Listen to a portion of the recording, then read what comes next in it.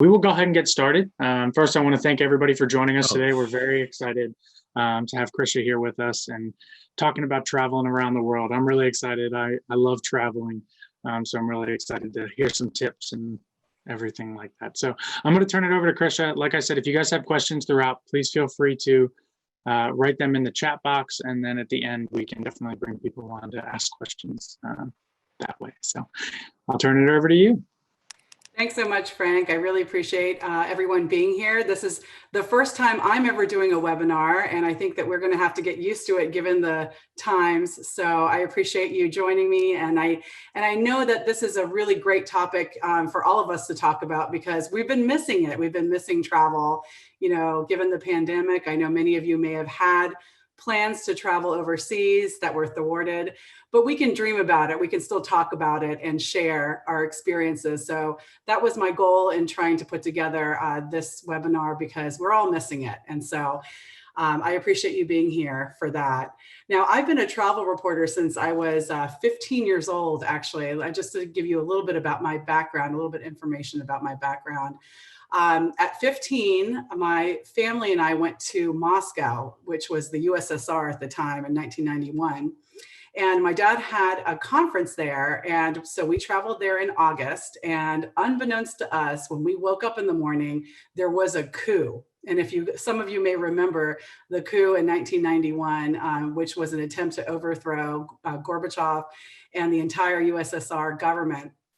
And it so happened that we were there, and I was there as a 15-year-old and my brother a little bit younger, and we filmed it all. And overnight, it was crazy just to imagine this, but overnight the restaurants that we had seen turned into makeshift bread stands, and then later Red Cross stations. People were throwing Molotov cocktails. There were protesters everywhere. So basically we went through the Red Square and St. Basil's Cathedral and filmed it all. And at the very end, when we saw the USSR flag coming down and the Russian flag coming up, it was such a big moment for the people. And they had been protesting for 4 days, and they came up to me as I was filming and said, "Please tell your president thank you." And I'll just never forget that feeling of freedom and elation. And I came back to the United States. I wrote this article about it. It was history in the making, because even though the coup itself in Russia was, or in the USSR, was a failed attempt, it did start the dismantling process of that whole country. So I remember writing about it, and I saw my byline on the Roanoke Times, which is our regional newspaper, and I was hooked. And ever since then, I've been trying to write and record stories and interviews wherever I go. And I've written for NPR and USA Today and PBS and Honolulu Advertiser. And most recently, I was the travel columnist for New River Valley Magazine, which is our regional magazine in Southwest Virginia, before I moved to Charlotte. Many of you may know me as a former council member for Blacksburg. I also was vice mayor there, and I'm also a proud board member for Radford University, so I appreciate this opportunity. So today we're going to hit 4 of the 50 or so countries I've had the privilege of visiting, and I want this to be interactive. You see that chat box that is on the bottom of your screen. As you listen to what we're talking about, I would love for you to give me a little insight on your experience, and your thoughts about traveling and how to convey maybe a good travel story.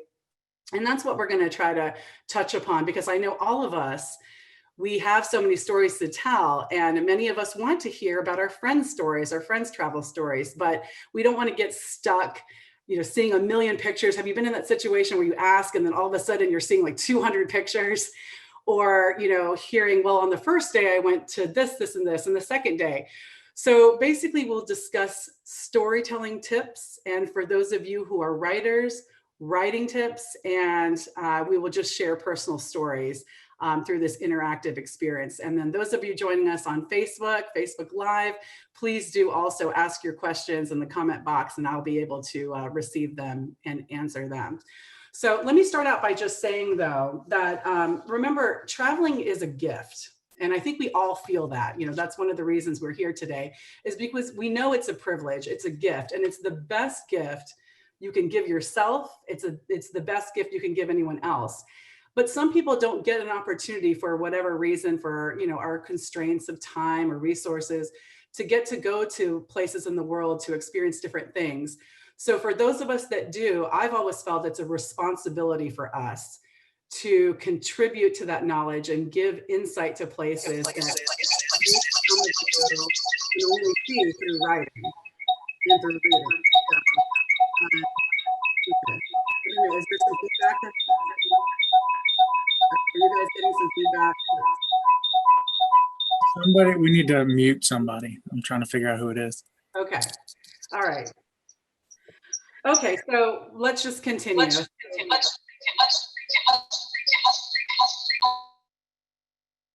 Okay. All right. So when we talk about travel, that's what I'm coming from, this experience of sharing and connecting through stories.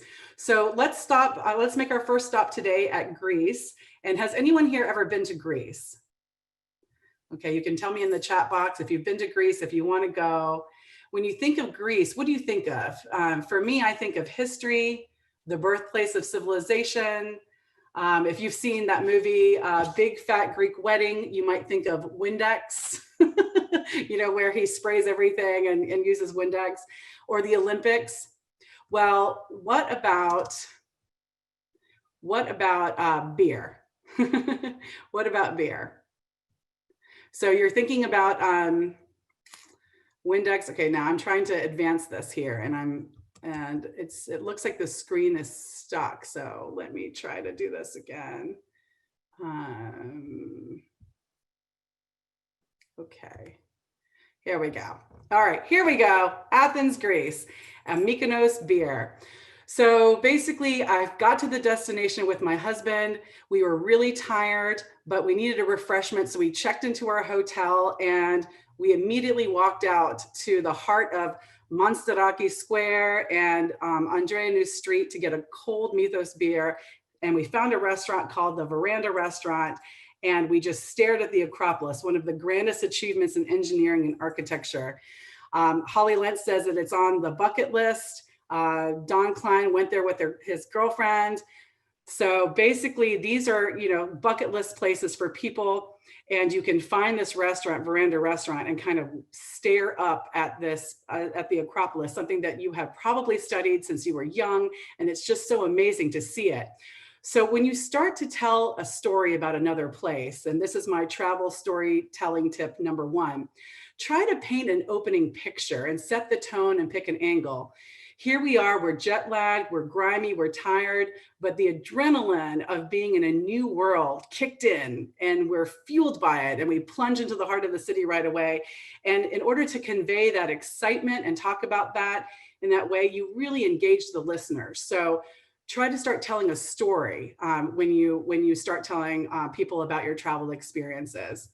So here's a picture of us. Here's a couple of pictures of us in another Veranda Restaurant looking over the Acropolis. You can see there's a picture to your right of the mixed use architecture there in Athens, where it's truly people living on top of restaurants. And that's the way that most European cities are built.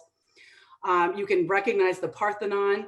And it's easy when you start talking about historical places to rattle off facts like construction began in 447 BC when the Athenian Empire was at its peak. And basically you just rattle off facts, but it's much more interesting to take a fact of an observation that you've learned maybe just by being there and maybe start with that. So for instance, I'll go back to that previous slide. You see those 2 statues there, right? And they always talk about how Greek art is considered these statues are considered some of the high points of Greek art. And something I learned on my tour is that Roman statues, unlike Roman statues where they were mass produced and endured a lot of head swapping, that's why you see a lot of headless Roman statues.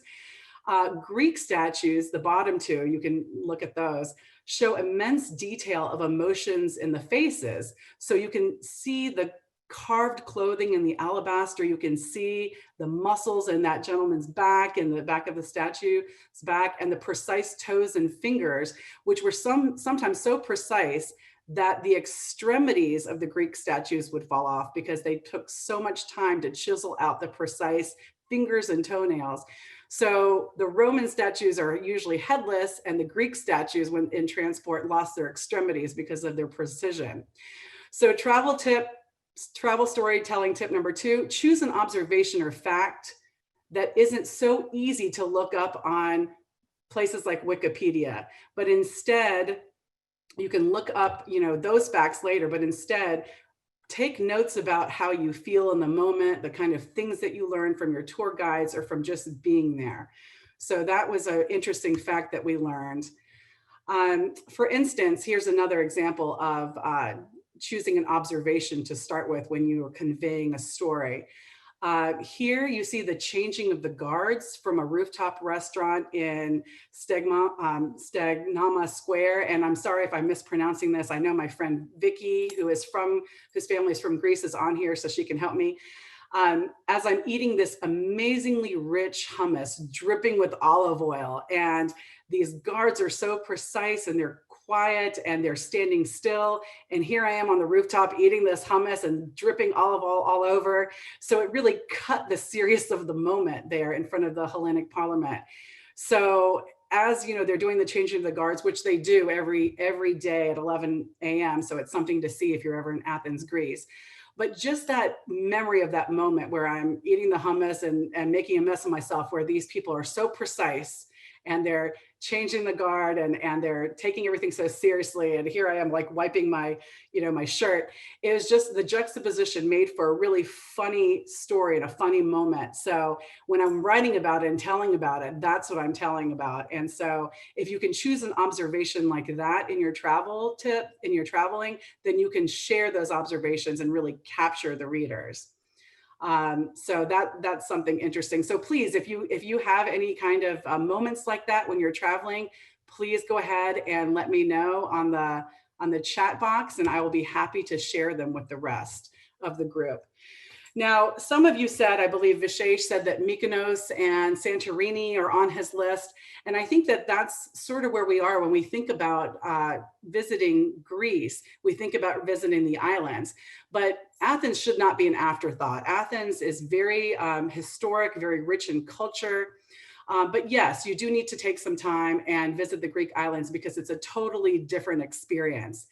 Many people may or may not know that there's somewhere between 1,200 and 16,000 tiny islands off the coast of the mainland of Greece, but only about 230 or so are habitable, and even fewer are open to tourists. So you really want to pick and choose. Like the Hawaiian Islands where I used to live and I taught, each one of them are different. So do some research and decide what kind of experience you would want before booking your trip. And you can see from Athens, you can get to the islands by ferry. I think I have some information there about the slow ferry versus the fast ferry. The fast ferry takes about 5 hours or so, and you can get there for about 75 euros, which is approximately 85 bucks. You can fly there in less than an hour. So we chose to go to Santorini and then Mykonos, and you can see the path sort of where they are. They look close, but actually they take a little bit of time to get to if you take the ferry, which I would actually recommend going through the Aegean Sea and having that experience. So in Santorini, you land in the main city of Thera, or sometimes it's written as Thera with a TH. And this is something to remember too when you're traveling, that the way things are spelled in English may not be the direct translation of the language of whatever culture you're visiting. So if you're trying to find, for instance, a bus that goes to Ia at the top, it's spelled O-I-A, but sometimes it's spelled I-A. So don't hesitate on getting on that bus if it's spelled in a different way, because then you're just going to be waiting forever. So, so Ia is the city that most people recognize from the pictures. In fact, it is my background right now, the famous blue domes of Ia and Santorini. As you can see, Santorini kind of encompasses a volcano that used to be active, and we'll talk a little bit about that later. But I would definitely recommend taking the ferry to Santorini, and then if you are staying in Fira or Thera, you take a bus to Ia at the top, and that will be the greatest experience in Santorini to go there. So let's look at Santorini, and please go ahead and let me know what you're thinking or what you're feeling, or if you have any questions as we explore Santorini. So this is the famous Santorini, and there is a walk. So Santorini is on the top of the hill here, and basically a mountain top, and it's a very steep sort of climb down. And if you can imagine, if the climb down is steep, you can imagine what it's like climbing back up. So it's a very famous walk to the Aegean Sea at the base, and it's called the 200 steps, but it feels like a lot more. The incline is very steep and riddled with obstacles. So for instance, you can see people were getting married just in the cobblestone streets there. So you have to kind of go around the wedding very carefully. Or there are also donkeys that go up and down, taking tourists up and down. So be careful if you're gonna walk around the backside of a donkey, you know what might happen. You definitely wanna wear sneakers or comfortable shoes. And go down and just sort of see the sights, stop and look at things like the windmills and the blue domes. And you can kind of if you can zoom in, you can see that the stairs there are very steep. So you can see the stairs at the base of that windmill. So you just have to be really careful. But when you get down to the bottom, when you finally get down to the bottom in Io and Santorini, I would recommend going to this restaurant called Demetris. Now, Demetris is a restaurant owned by a Canadian lady named Joy and her Greek husband, Demetris. And they have the most beautiful fresh vegetables. If anyone has been there, please let me know, because this is we spent hours there after traveling down that steep road of 200 steps down to Ia, to the Aegean Sea. And it was just so fresh. The seafood was straight out of the sea. You can sit there and drink beer and whatnot, but make sure you have enough cash. Don't spend all your cash down there, because unless you want to walk back up to the top of Ia in order to get back to where you're staying, you're going to have to pay a cab. And whatever the amount of money it costs to get down, you have to quadruple it to get back up. So just imagine that. Patrice said that basically, you went to a wedding in Belgrade. Oh, that's wonderful. Okay. So I've never been to Belgrade, but I appreciate the notion there. I think it's wonderful to get to know different cultures and traditions. So this is something that, you know, I'd never experienced before, this very steep walk and then having to take the cab back because there was no way I was going to walk it. But some people are more adventurous then. You can also see Santorini by boat and learn about the legend and myth that many people believe Santorini is actually the lost city of Atlantis. That's something that we heard on our tour there. Atlantis, of course, is a land of riches and gold that was lost to earthquakes and floods. So you can actually take the boat to that active volcano, or actually it's an inactive volcano, and then walk around the crater there and look back and see the land. So if you do that, I think there's a picture in the top right. That's a picture from the volcano, and also the sunset too that we saw from the volcano. So it's very beautiful. The water is very bright. But here's another travel storytelling tip. Travel storytelling tip number 3. Use action and a relatable description to tell the story. So for instance, the water, like I said, was a remarkable and deep blue. But instead of saying that, instead of using those adjectives, especially in writing, you can use an action. So for instance, my husband did a backflip off the boat and landed in the water. And that right away, just by talking about that action, conveys the depth of the water, because obviously he couldn't do it if it was very shallow. And it conveys the vastness of the water. So if you are writing about it, and even if you're showing a picture, you can just say, oh, my husband did a backflip off this boat and landed in the water. And that conveys to the person already, the reader or the audience, that that water is deep and vast. And then my husband even said, you know, I was asking him, how would you describe this water? This color is just so flawless. And he said, you know what? It looks like the 2000 flushes that you use, you know, and that 2000 flushes, that antiseptic toilet bowl cleaner. And immediately that association popped up. And I was like, yes, that's the richness of the blue. So you can use these kind of actionable ways to describe things instead of just adjectives. And I think it inserts an idea in people's head. It makes a connection with them. And it's a great way to convey a good story about travel. So same applies to the next island that we went to in Greece, Mykonos.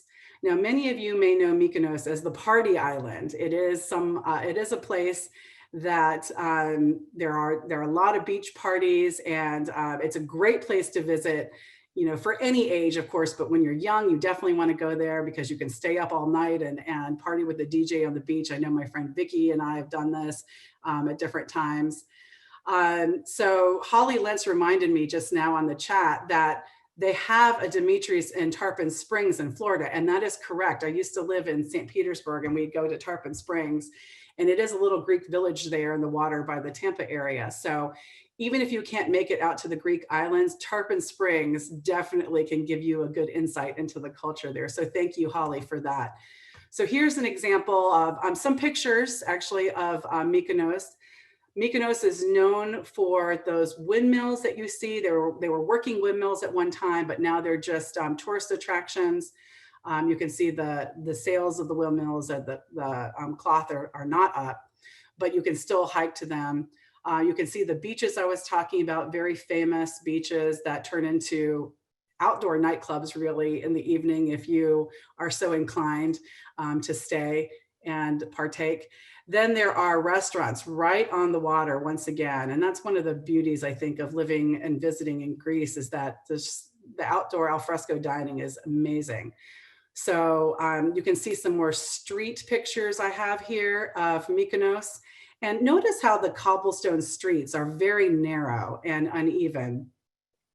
So again, when I was talking about the travel storytelling tip number 3, use actions to depict an idea.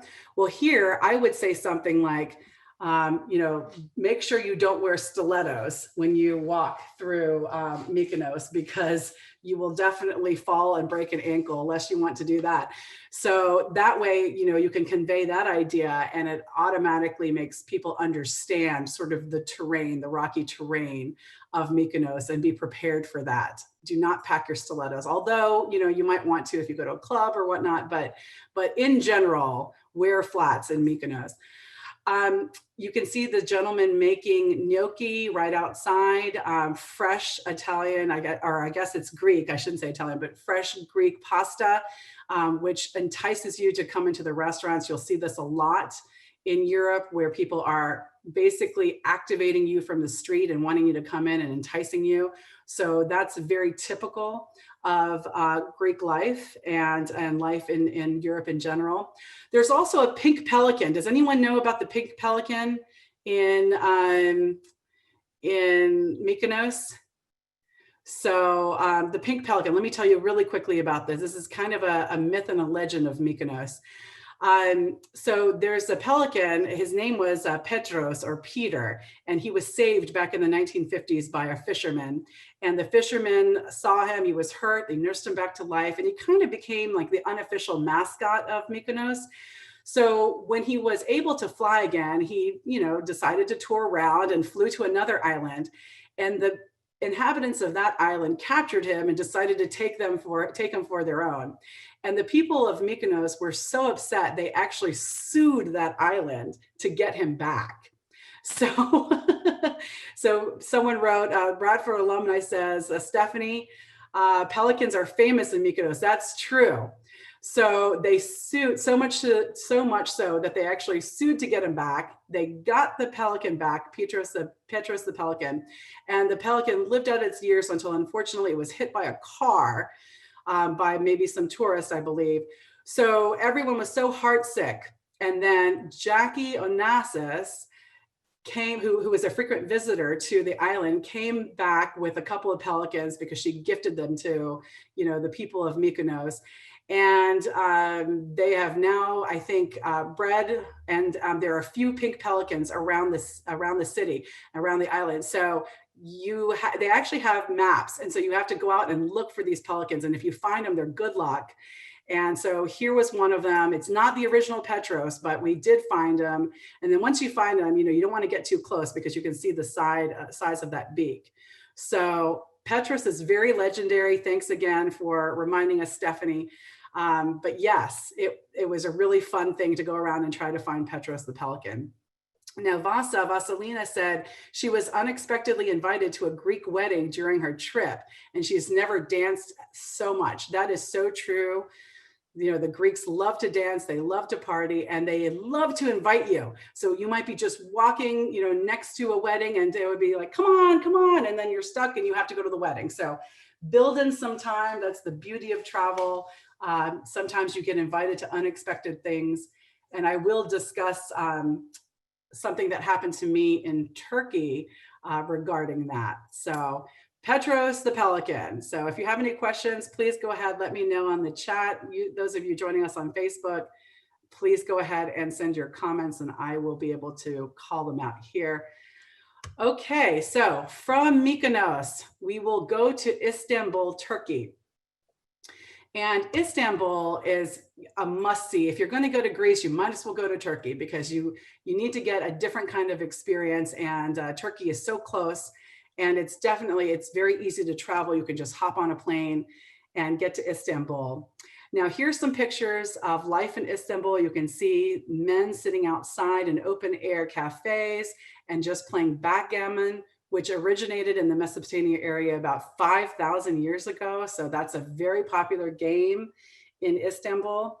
Now, Turkey, of course, as you know, is a Muslim state. So there's not a lot of alcohol being served outside or in restaurants. They do cater to tourists, however, but the majority of people will order a tea. So there you see a picture of honey tea. It's very refreshing, and you can get it at all the cafes there.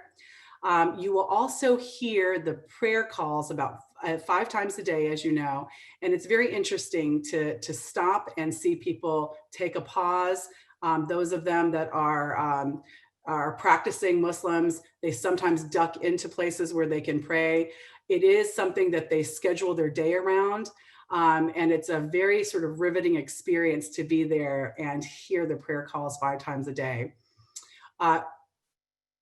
Turkey has been, or Istanbul has been, the capital of 3 great empires. If you might know, Roman Empire, the Byzantine Empire, and the Ottoman Empire, although it's not the capital of Turkey, that's Ankara. So when you're there, though, you should really stop and partake in one of the many Turkish bathhouses, which are called hammams. And that is a great, authentic experience to get that scrub down, the massage, and the warming and cooling rooms where you relax and just luxuriate in these like octagonal pools.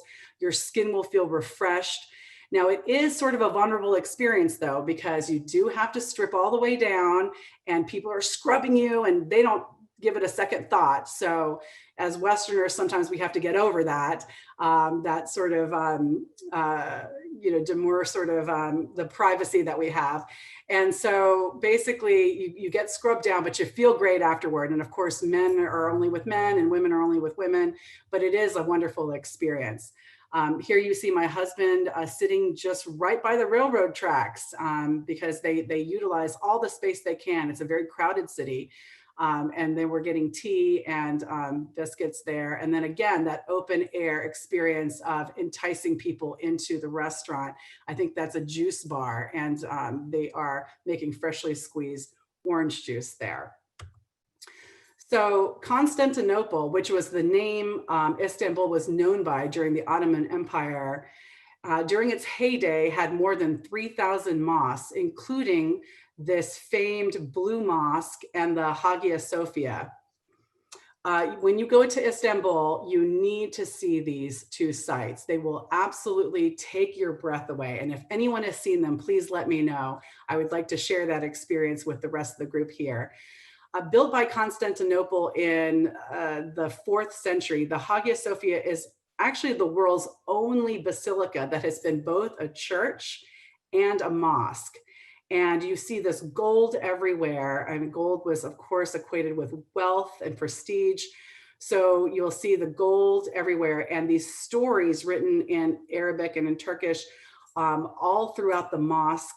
These large coins that are depicting these stories also kind of punctuate the inside of this mosque. So it really is an architectural marvel of the world and something you must see if you are ever in Istanbul. So please let me know if you've been there. I'd love to share your story. Here's another picture of the Blue Mosque across from the Hagia Sophia. And I was able to find a veranda that overlooked it. And that was just a great picture.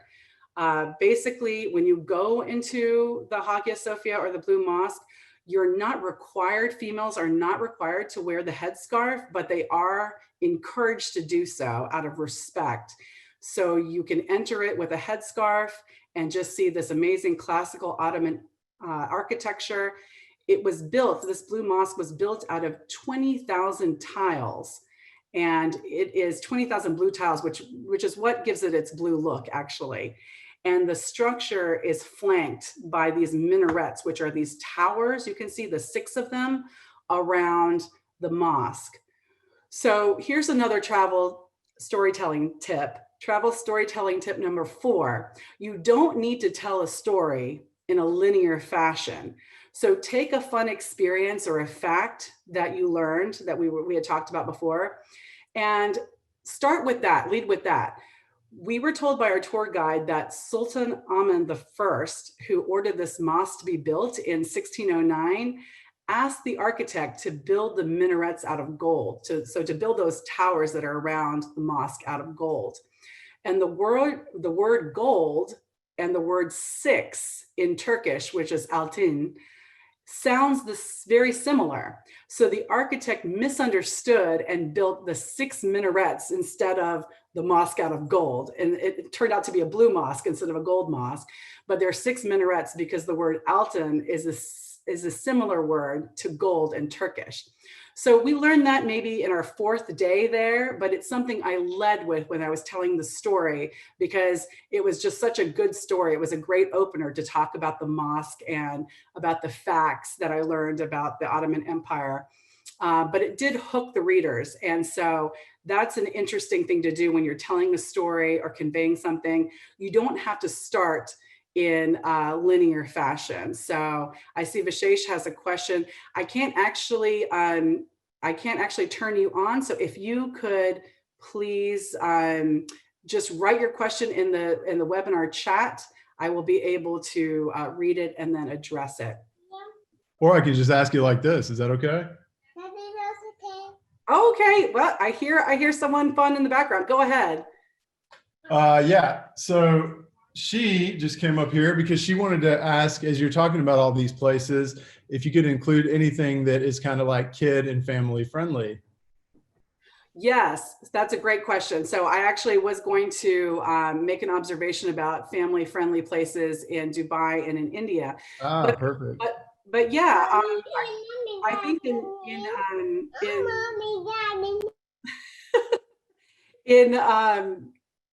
in Istanbul, Turkey, everything is family friendly because they do really revere the family there. So there are all the places that you can go, whether it's taking a trip down the Bosphorus or going to inside, these mosques and these churches. Children are always allowed. And also because there is hardly any drinking that takes place in these environments. You know, there's no like 21 and over or adults only. So we saw children everywhere. And in fact, I think Istanbul is a great place for kids because they do have a lot of kids' cultural museums and museums catered to children. So they have children's sections. So they're very forward thinking. And that is definitely a good question, because people are always hesitant about where, you know, where can they take their kids. But I would say, surprisingly, the Middle East and Asia, you may not think so, but they cater to children because they really revere the family and the family experience. So I will get back to that, but good question. Thanks for asking it. Now, you may or may not know, Istanbul is also the only city in the world that spans 2 continents. So the picture to the right is an example of the bridge that spans, where I'm standing there on Europe, and it spans to Asia. So the Bosphorus is the river that cuts between 2 continents. And Frank, I have a question, or actually a comment here. Frank has been to the Blue Mosque, and I'm correct, it took your breath away, didn't it, Frank? So absolutely stunning. I'm glad that you've been there, and I would highly recommend it for people. It's a wonderful place. So at the bottom there, you can see a picture of me in front of the Bosphorus. Asia is in the background. You can also see some shots from the Grand Bazaar, where you can bargain and buy wooden backgammon sets, because I said backgammon is a very, very popular game there. Hand-woven carpets that many of your kids, if you take them, might think about the movie Aladdin and the magic carpet ride. The spice market is also one of the most exotic sites there. You can walk in and just smell the fruits and the powders and the oils and the nuts and the sweets. And it has that mouth-watering effect, that Pavlovian sort of effect. So every conceivable spice is sold, and just the colors are fabulous. So I would really recommend stopping at the Grand Bazaar, or if one of you wants to go to a hammam and the other person wants to go to the Grand Bazaar, it's a great place to bargain and buy souvenirs for your loved ones back home, or even a souvenir for yourself. I'm going to share a quick video, and this is a good, interesting, I think, depiction of, again, another street vendor, in this case, an ice cream man who is selling ice cream. And you can see that's a pink, big blob of ice cream. So if you are watching with kids right now, they would be interested to see this. Let's take a look.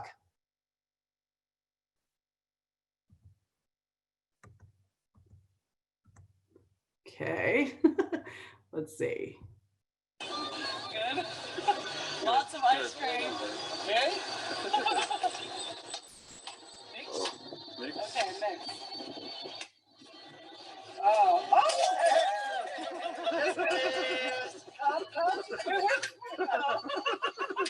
Did he steal your coat? Yeah. Oh, those mixing. Chocolate, strawberry, pistachio, vanilla. Chocolate sauce? Sure. Yes. Yes. Wow. All Thank right. you. Thank you very much. Photo. So yes, you can see Anita just chimed in. They will tease you, those ice cream guys. And again, you know, there's so much going on. So these small business owners have to come up with a shtick, you know, to reel you in. And this guy was just so friendly and so gregarious. And you can see that he kind of teased me with the ice cream. And so that's very typical of vendors in Turkey, but also in other places in Europe and Asia.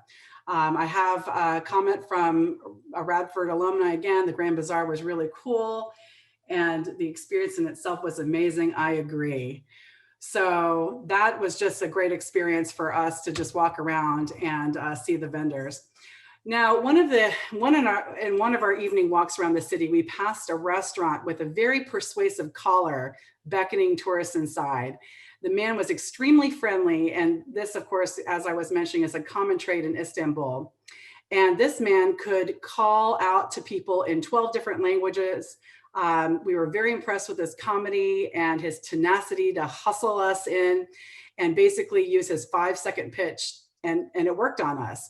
So the restaurant was called Vuslat. His name was Selçuk, and we sat there and listened to him amongst decorative pillows and dipped our oversized bread, as you can see, in feta cheese and olive oil, and learned that Selchuk had studied in Harvard and he had returned home to help his family run this business and help elevate his country. And so he was very determined to show us true hospitality. So he invited us to his home, and he lived on the Asian side. So at first we were kind of hesitant. We were like, we don't know, we don't know you. But we thought, you know what? This is the beauty of travel. You have to be open to new experiences and still be careful, of course. So the next day we found ourselves taking a taxi, a train, and then a ferry to cross the mighty Bosphorus to this other continent. And finally, while we were standing there, no one was there to greet us, but a car pulls up and Selchuk is packed in there with his whole family. And he yells at us to jump in, and it was kind of like a clown car. We all jumped in and we went to his house for this traditional Turkish breakfast. And when we walked in, we could not believe our eyes. There were 14 made from scratch dishes set out on copper plates and served with this fragrant tea and this hookah, which you see on the right side for smoking later. And you can see some of the food there, and Selchuk's family on the side. So it was just amazing. We stayed there the whole afternoon, and any hesitation we had to make the trek to meet these strangers was just melted away. And at the end of the meal, Selchuk raised his cup and said, "Here's to our new friends. Please tell everyone in America about our hospitality here in Turkey." And we chatted about the Middle East, and I just was reminded of the warmth of the meal and the warmth of people all over this world and how travel brings us together. So here I am many years later telling this story, and Selchuk and I are friends on Facebook. In fact, I invited him to this webinar. I don't know if he's on, but if he's on, I'm still telling your story, Selchuk. And that's really the beauty of travel. So really appreciate that, and just keep your eyes open for experiences like that. And that's a message that I definitely want to convey. So after Turkey, we are headed to the United Arab Emirates in Dubai. And let me know if you've ever been to Dubai or if it's on your bucket list, because I will tell you, of all the places I've traveled, and I've had the privilege of traveling all over the world in the 6 continents that I've been to, Dubai is definitely one of a kind, a place that I have never, ever experienced. So just to give you a little bit of an insight on Dubai, I'm going to play a video I was recently sent, and it'll show you a little bit about Dubai and the ambition of the leaders there to cultivate the city. So let's watch. Before 1960, Dubai was just a desert. But the ruler of Dubai has changed its face. Sheikh Mohammed bin Rashid Al Maktoum is the ruler of the Emirate of Dubai. He has made Dubai one of the best cities in the world. What are you trying to do here? What do you want this place to be? I want it to be number one. Not in the region. Oops. Okay, I think that the video, let's see. Before 1960, Let's start it here. Housing, just making my people the highest way of living. Dubai has become so famous that most people around the world think of it as a country. But it is not a state. It's just a city in the United Arab Emirates. A city that was a desert a few years ago. Everyone has heard about the Burj Khalifa. But the ruler of Dubai is bored with it now. So he's building the Dubai Creek Tower. It is said to be completed by 2021. Its height will be 1,300 meters. Burj Khalifa's height is 830 meters compared to it. Dubai is the world's largest construction site. Dubai's growth is faster than any other city in the world. Before 1960, Dubai was nothing. But then oil was found in Dubai, and its destiny was changed. But Dubai doesn't rely on oil money now. In fact, Dubai's current earning from oil is less than 5% of its GDP. Dubai has become the trading hub for the world. Only 15% of Dubai's population are Arabs. The 85% population of Dubai are foreigners working in the country. More than 60% of the population are from India. Okay, well, I'll stop it there. Maybe I'll just go to the very end here. Why do you want everything to be the biggest, the tallest? Steve, why not? Why not?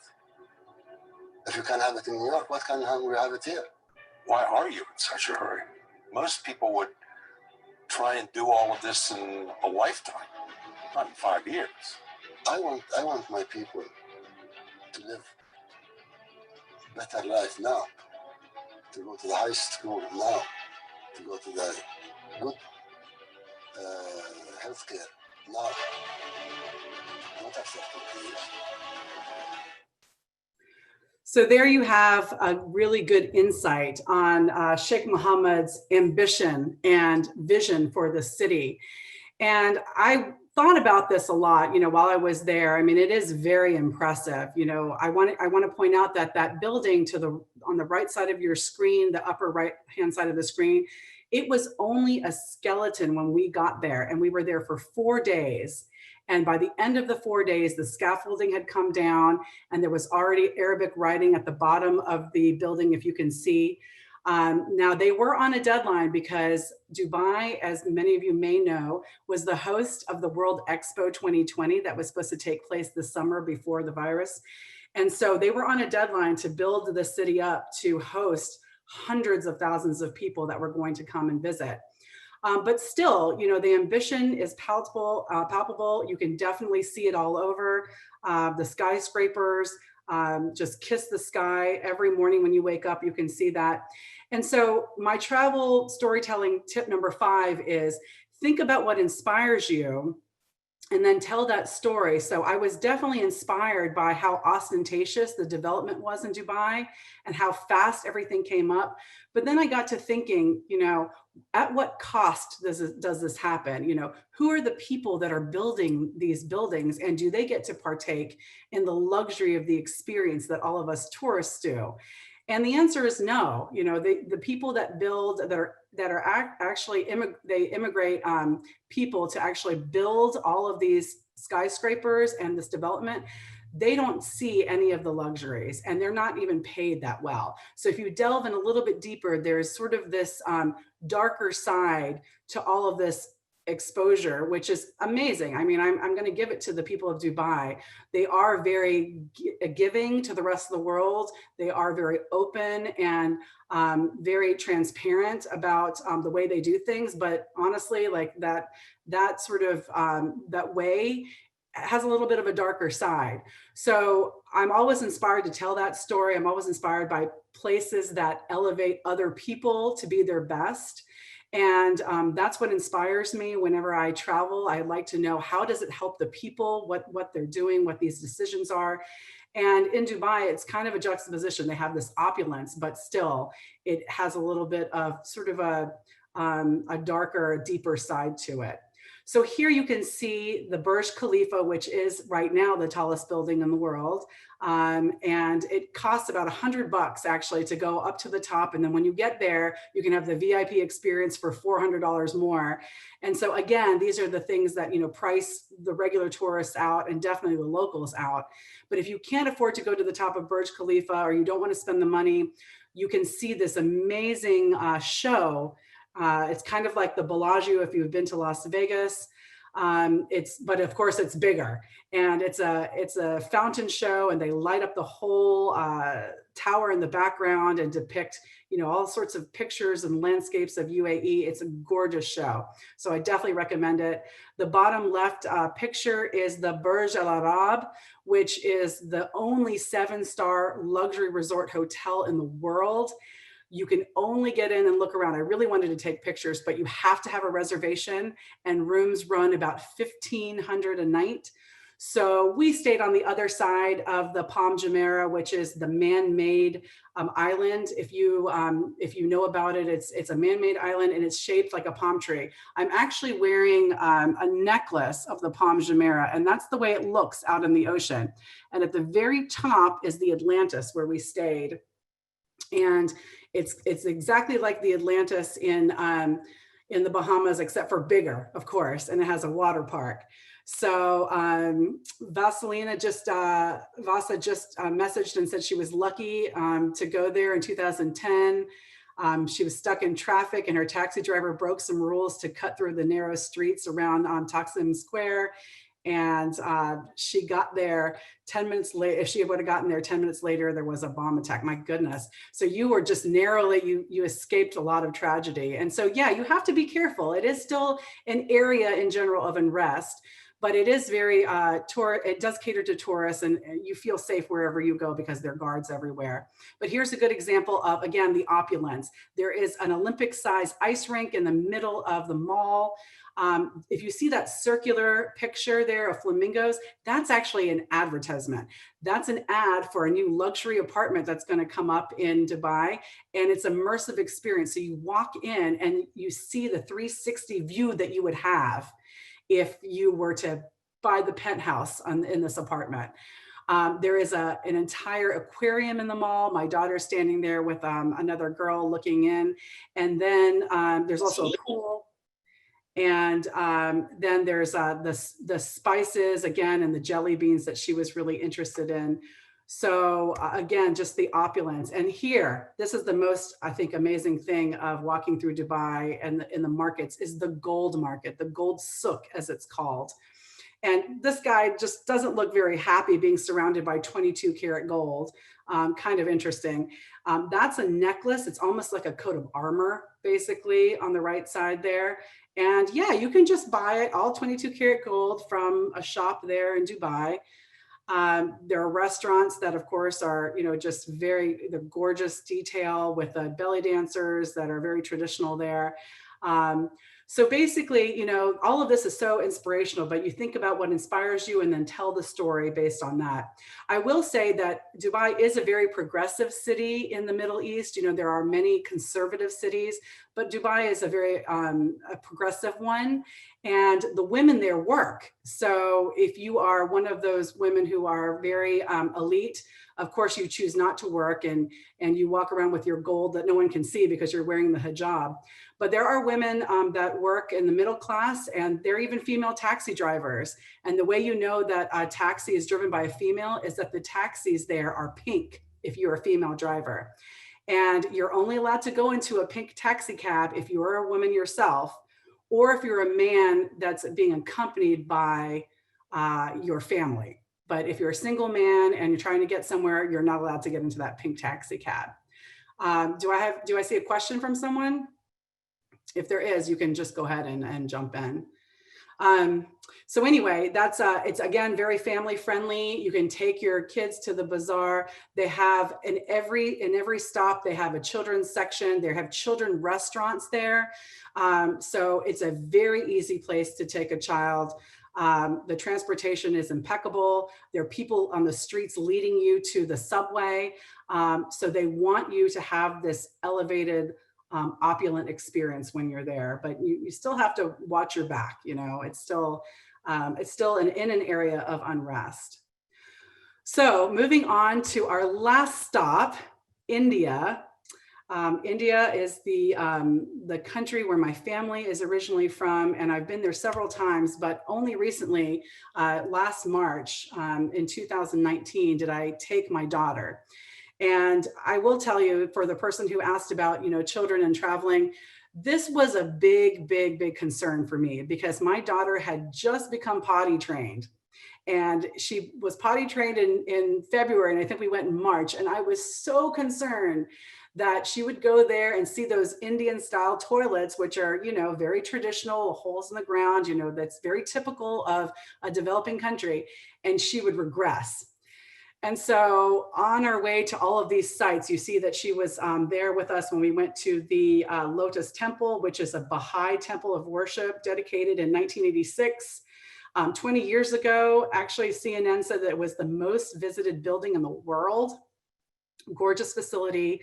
She went with us to Gandhi's memorial there. It's called Rajgath. It's an open air memorial to Gandhiji, Mahatma Gandhi, as you know. After his death in 1948, there's an eternal flame, and there's ceremonies every Friday to show respect for him. He was the leader of India. He helped bring independence to India in 1947.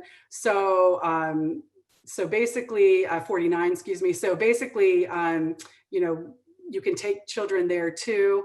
And then there is an India Gate, which is the picture to your right. And that is a war memorial to the 70,000 soldiers in the British Indian Army that died during World War I. You can see that there's street vendors everywhere. You can see that people take tuk-tuks, or what's called tuk-tuks, these open air taxis, and people who want to sell you food come right up to you. This is a gentleman who was selling us coconuts, came right up to our car and knocked on the window, and I took a picture of him. But I would not suggest eating food off the street. If you're coming from America or any kind of Western country, the bacteria there that sometimes are on the food are not agreeable to your stomach, so you don't want to ruin your trip. Just look and take pictures. But so back to what I was talking about with my daughter, I was really afraid that she was going to regress while we were there. And so I was holding my breath, especially on the 3-4 hour trip from Delhi to Agra, where the Taj Mahal is. We had to see the Taj Mahal, of course, but I was just dreading it. So I was dreading the ride. And so we did have to pull over, and I got all my wipes and whatnot for my daughter, you know, to go to the restroom. And we pulled over on the side of the street, and I was just bracing myself for the most awful experience. And we walked in, and that restroom was made out of marble. It was pristine. It was like a Western toilet. It was perfect for her. She had no problem at all. There was an attendant there. And I couldn't believe it, because that had never been my experience before when I went and visited India throughout my life to visit my family. So what I later learned is that the Ministry of Tourism decided that they were losing a lot of Westerners that were coming to Asia, to other Asian countries, because the facilities just weren't to their standards. And although people want to see the authentic experience and maybe even experience it, they don't want to necessarily like live it, you know? They don't want to live the whole experience to the T. So all of the highways from the major cities to the major tourist attractions are pristine. All of the restroom facilities and whatnot. So if that is something that you're worried about when you take children, because it can be sort of a source of stress, definitely have no fear when you visit India. You can go to the Taj Mahal as we did with your child. You can see there's a school that was visiting the Taj Mahal from India. It's still, you know, the most important landmark in the country. Many of you may not know, but the Taj Mahal is actually a tomb for Queen Mumtaz, who was one of the wives of the Shah Jahan, who was the emperor there at the time during the Mughal time. And she perished, she died, and he was so upset that he built this tomb for her to commemorate her. But of course, in these legends, you know, there's always some tragedy, and there was some unrest with his sons, and they ended up imprisoning him and overtaking him and imprisoning him in a fort nearby. And so all he could do was longingly gaze at the Taj Mahal until his death and remember his wife that way. So definitely a place that you'd want to go with your family. You have to see it. I would recommend getting a tour guide right outside, if not booking one before. And Nita from Turkey said that the Turkish restrooms are also clean too. And most of them have changing stations, I believe. So anyway, she said that the Taj Mahal was on her bucket list, and I'm glad to hear that. So yes, definitely go to the Taj Mahal. You also can roam the bazaars there and just see miles and miles of silk saris and bargain down prices. There are food vendors there. That's an example of a dip called chaat. It's very spicy and sweet at the same time. There's a man right outside doing the painstaking art of retiling, retiling. This I think it looks like a piece of art that would go on the mosaic of the inside of the Taj Mahal. So he's repairing that, and I took a picture of him there. So yeah, if you have any other stories about India or you want to share something, please jump in. But it definitely is, just a really exciting place. Lots of people. So get ready. If you're claustrophobic, you have to just overcome it somehow, because there are tons of people going in many different directions. But that's the fun of it. There's a lot of energy and a lot of extremities, extreme noise, extreme smells. Unfortunately, extreme poverty, but that's part of the life there. And, just something that you have to take in and observe as a tourist, and then see how you can contribute to the betterment of the culture while you're there and after you leave. While we were there, we did go to a family wedding, and in India, I included this because Indian weddings are definitely an example of one of the best examples of a cultural difference. Here in the United States, weddings, of course, are a very important affair, but they last, one day, maybe a few hours, sometimes a few minutes. There in India, it can be a week-long affair. There's so much pomp and circumstance. There's so many traditional ceremonies. Here, my cousin is getting the mehndi done, which is kind of the equivalent of a bachelorette party, where they decorate her hands and feet with henna. You can see just the ornate decoration of henna on her feet, and then all of her friends. And I'll show you a quick video of just the henna party. So here you go. You can just see the song and dance that takes place at a mehndi ceremony.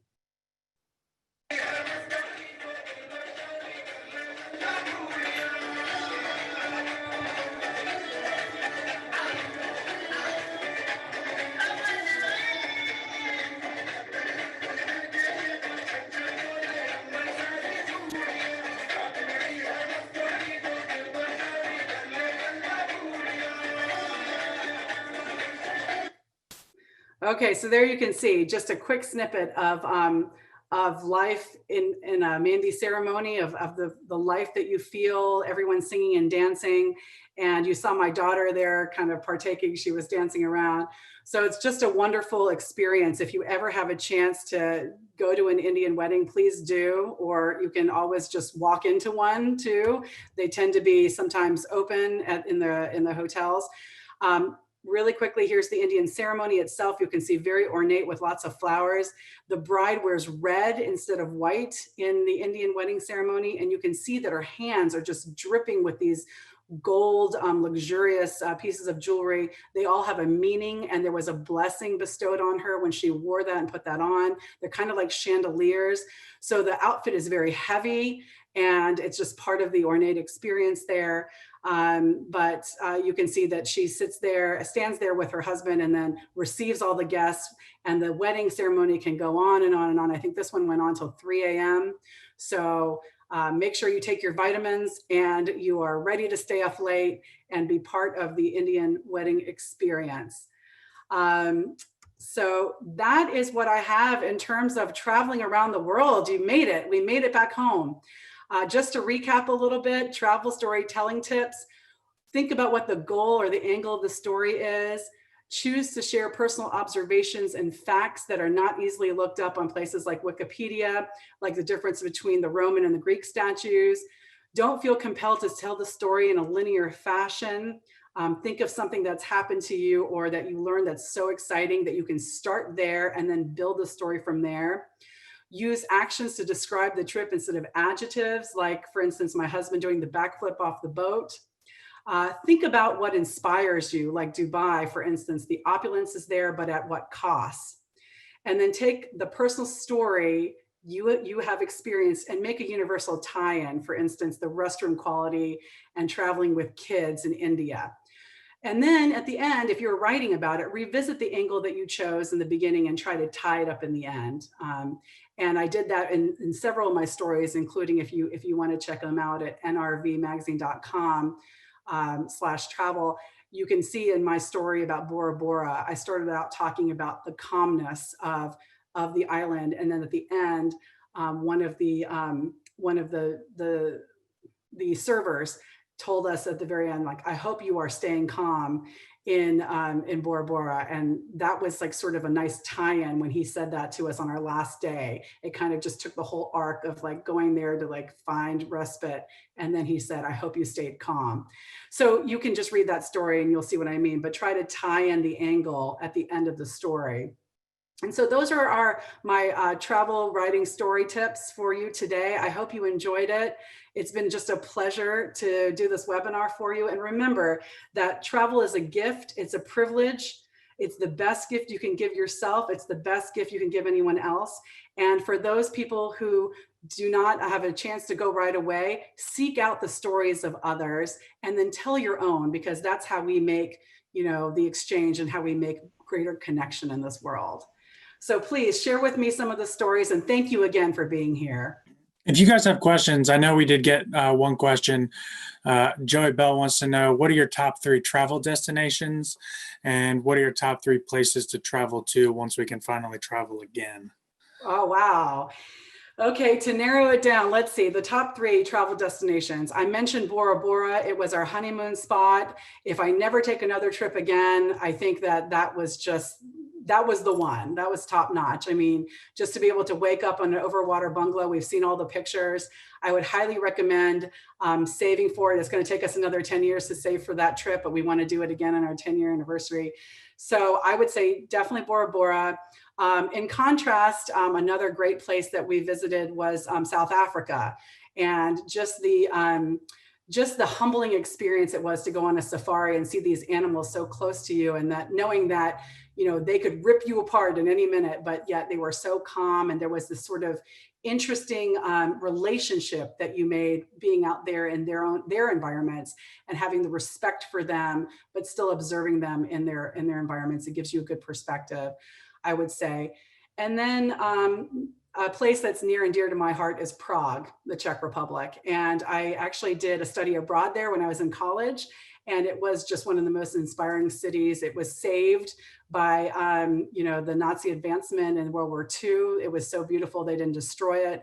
And it's just got a lot of rich history, and it's kind of the bridge between the sort of old Soviet bloc countries and the Western European countries. And I think there's a lot of history to be learned from that space in Prague. And where would I like to go? Well, I definitely would love to go to New Zealand. I've never been there. I would love to go there, and after the virus, and I hear it's not even been hit by the virus, so that's probably a safe place to go. Another place I would like to visit besides New Zealand, I would like to actually go back to the Pacific Islands. I'd like to go to Fiji. I've never been there. My parents have been there and said, it's very lovely, and I have a friend. So it's always nice to be surrounded by water and oceans and beaches. And then the last place would be Antarctica, because that's my 7th continent, and I need to figure out how to get down there. So hopefully I'll be able to do that before too long. So thank you for the question. And I'd love to hear about where your travel destination goals are. You can go ahead and send that to me on the chat. If anybody else has any other questions, feel free to hop in. If you want, you can turn your mic on, you can ask your question that way, or you can type it in the chat that way, and we'll get those questions answered.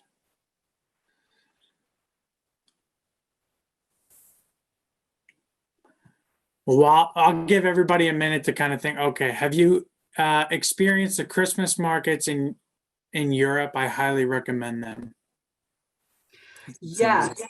Yes, so that's a great question. I've actually been to the Nuremberg Christmas market in Germany, and yes, you are correct. Nothing like it. You can go ahead, you can get a big cup of hot mulled wine and walk around, and everything is just, out of a Hallmark movie. So I would highly recommend the Nuremberg one in Germany if you haven't been there.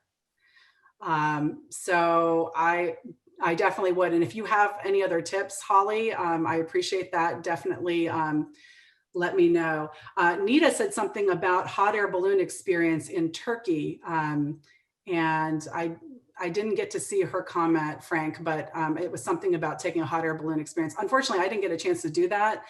My family and I, my brother and my sister-in-law, my husband and I have done that over Napa Valley, which was gorgeous to see all of the to see all the wine out there, but I've never done that in another country. So that would be an interesting experience. So yes, the Nuremberg Christmas market, to answer your question, I have been there, and but I hear they're wonderful all over Germany. I just haven't had a chance to go to any more. I've got another question for you. Yes. So as you're planning kind of the travel and cultural portion, and then like a relaxation portion of the vacation, do you have a ratio that works well to experiencing the culture, but also making it like a relaxing time for you?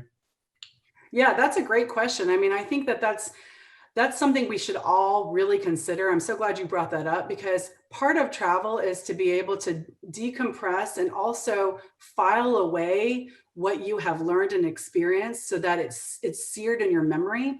So you do need to take the time, because if you take in all this information and then just come back to your everyday life of work and the hustle and bustle of life, then sometimes you tend to forget. So I think it's really important, and that's why I would recommend building in that relaxation time at the end of the trip. And I would say that's really up to you in terms of the ratio. If your whole goal is to get away and decompress, I would probably do like a 70-30 or maybe even an 80-20. I would definitely build in some time to do some sightseeing, because that's the time when you can have the likelihood of experiences like I did in Turkey, where you were invited to someone's home. I mean, you're not going to do that if you're on your resort at the beach. People are not going to extend that kind of offer. You're not going to have the likelihood of you having that kind of encounter is going to be slim. So I would say definitely at least 70-30. And then some people like to go hard and do like a 50-50 or maybe even a 60-40 and just relax for 2 days at the end. But I would say, just given the fact that, we've been under so much stress recently and the world is changing around us, I think it's time for us to take a little bit of relaxation time and file away those experiences that we'll have. So I say, if you're planning a week-long trip, do 3 days of sightseeing and maybe two or 3 days of sightseeing, and the rest of the time just relaxing. What do you recommend in terms of maintaining a diary while traveling? Yeah, so I'm a traditionalist. I like pen and paper when I travel, just because I sometimes you just can't rely on technology, especially if you go in remote places like the safari I was talking about. I just carry a small sort of like flip pad and a pen so I can jot down thoughts. And then later when you return to your hotel room or your Airbnb, you can go ahead and write them down on a computer. But for me, I like to carry a small little notebook and a pen, because that way, I can just quickly write down things no matter what environment I'm in. And then of course, pictures. You want to take your cell phone for your pictures if you're not carrying a big camera. And then you can always, capturing the moment with pictures is a great recall for the stories and the feelings that you have that you associate with that picture at the time. But you have to do it quickly, because for me, I'll forget, the way I was feeling when I made that snap. So we just got a question from Vanessa. She said, thank you for sharing your experiences. For a beginner traveler, do you recommend using a travel planning service to plan these trips, or how would you go about that? Yeah, that's a great question for beginner travelers. If you don't feel confident in sort of doing it yourself, then I would. And all of my travel planning friends right now who are listening to this are probably, they wouldn't appreciate it if I said, nah, just do it on your own, especially since the travel industry has taken such a big hit. So I think these people, I'm a firm believer in comparative advantage when people have a skill set that they use in order to elevate people and basically, that they can use to make your life better. I say definitely rely on the people that have the skill set and the expertise to make your trip the best it can be. Nowadays, we have travel planners or organizers that are not even full-time. People like me who have traveled a lot, I get phone calls a lot to help others or help my friends travel to a certain place that they know I've been to. So I think we have a lot of resources at our fingertips with social media and chat groups. You could just pose the question out there and see what people say, because more likely than not, you know someone in that mind hive that has been there and can give you a good insight into your experience that you want to have. So yes, I would definitely look for local or professional expertise. So Nita, to that end, actually, there's a listener named Nita DeBusk, and she says, whoever wants to go to Turkey, feel free to connect with me via Krisha. She's a good friend of mine who is actually from Turkey, and she doesn't have an agency, so she won't charge anything, but she wanted to go ahead and put her expertise out there for help in case anyone needs it, because there's really nothing that replaces locals tips. So thank you, Nita, for that.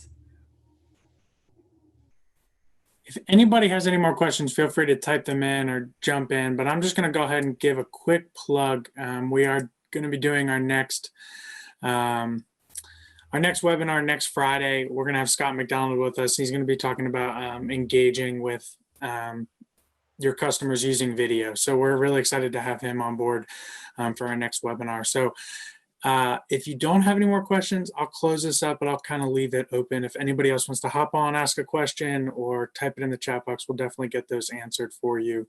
But I do want to say thank you so much, Krisha, for leading us through this voyage today. It was very entertaining, and I learned a lot about things I should look for when I'm traveling.